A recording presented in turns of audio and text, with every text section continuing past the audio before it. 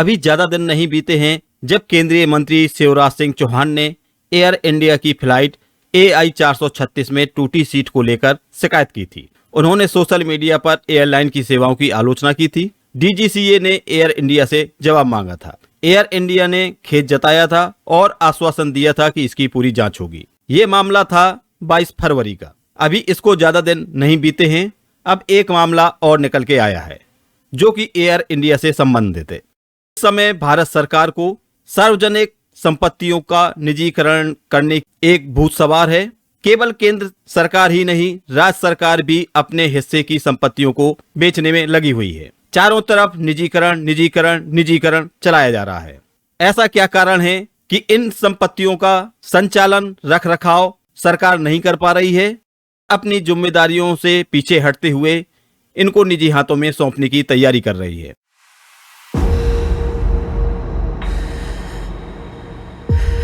साथियों नमस्कार, आप देख रहे हैं स्टॉक प्रॉफिट इंडिया। चैनल में पहली बार आए हैं तो सब्सक्राइब जरूर करें। एक और मामला आया है एयर इंडिया से संबंधित। अब तो आदत सी है, एयर इंडिया सुधर क्यों नहीं रही। 24 घंटे में 2 हाई प्रोफाइल लोगों ने की बेइज्जती। टाटा समूह की एयरलाइन एयर इंडिया एक बार फिर विवादों के घेरे में आ गई है। ऑस्ट्रेलियाई क्रिकेटर डेविड वार्नर ने बिना पायलट के विमान में सवार होकर घंटों इंतजार किया। इसकी शिकायत उन्होंने की है। एयरलाइन ने खराब मौसम को देरी का कारण बताया है। इससे पहले सांसद सुप्रिया सुले, केंद्रीय मंत्री शिवराज सिंह चौहान ने भी एयर इंडिया की सेवाओं की आलोचना की थी। तो जानते हैं क्या है पूरा मामला। जब से एयर इंडिया को टाटा समूह को बेचा गया है, तब से एयर इंडिया की लगातार बेइज्जती हो रही है। टाटा समूह की एयरलाइन एयर इंडिया बदइंतजामी की मिसाल बनती जा रही है। सबसे ताजा मामला ऑस्ट्रेलियाई क्रिकेटर डेविड वार्नर का है। उन्होंने शनिवार को एक अजीब स्थिति का सामना किया। वार्नर ने एयर इंडिया के विमान में बिना पायलट के ही बोर्ड कर लिया। उन्हें घंटों तक विमान में इंतजार करना पड़ा। एयरलाइन ने बताया है कि बेंगलुरु हवाई अड्डे पर मौसम खराब होने के कारण विमान के चालक दल को पहुंचने में देरी हुई। इस घटना से एयरलाइन संचालन और यात्री प्रबंधन पर सवाल खड़े कर दिए हैं। इससे कुछ पहले ही की घटना है जिसमें एनसीपी की सांसद सुप्रिया सुले ने एयर इंडिया को लताड़ लगाई थी। उन्होंने लगातार लेट होने वाली फ्लाइट्स और खराब सेवाओं की आलोचना की थी। 24 घंटे के भीतर 2 हाई प्रोफाइल लोगों से एयर इंडिया की बेइज्जती का सामना करना पड़ा। कुछ दिन पहले कृषि मंत्री शिवराज सिंह चौहान ने भी एयर इंडिया में टूटी सीट मिलने की शिकायत की थी। डेविड वार्नर ने सोशल मीडिया प्लेटफॉर्म एक्स पर अपनी निराशा जाहिर की है। उन्होंने लिखा है, हम बिना पायलटों के एक विमान में सवार हो गए और घंटों से विमान में इंतजार कर रहे हैं। जब आपके पास उड़ान करने के लिए पायलट नहीं है तो आप यात्रियों को क्यों चढ़ाते हैं।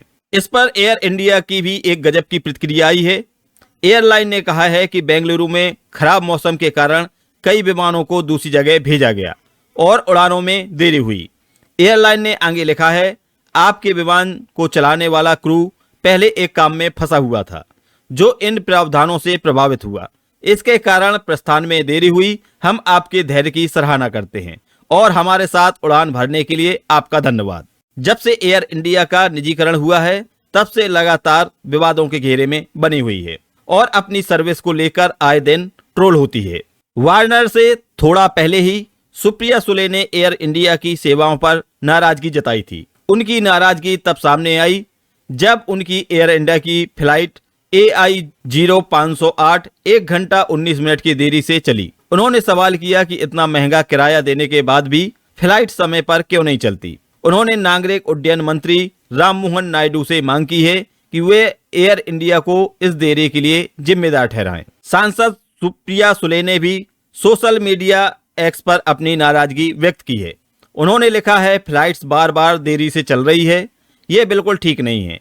हम प्रीमियम किराया देते हैं, फिर भी फ्लाइट्स कभी समय पर नहीं होती है।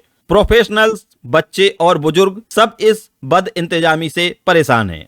इसके पहले भी फरवरी महीने में केंद्रीय मंत्री शिवराज सिंह चौहान ने भी टाटा समूह की एयर इंडिया की आलोचना की थी। उन्होंने कहा था कि उन्हें एक टूटी हुई सीट दी गई थी। चौहान की इस शिकायत के बाद मंत्री राममोहन नायडू ने एयरलाइन को जरूरी कदम उठाने का आदेश दिया था। तो यह सब परिणाम है निजीकरण का। निजीकरण के कारण ही ये सब चीजें देखने को मिल रही हैं। 2022 में टाटा समूह ने आधिकारिक तौर पर एयर इंडिया का नियंत्रण अपने हाथ में लिया था।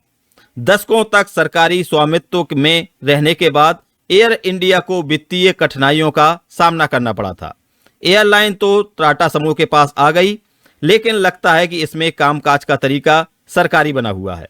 पिछले कुछ समय में बार बार लोगों ने एयरलाइन में बद इंतजामी को लेकर सवाल उठाए हैं।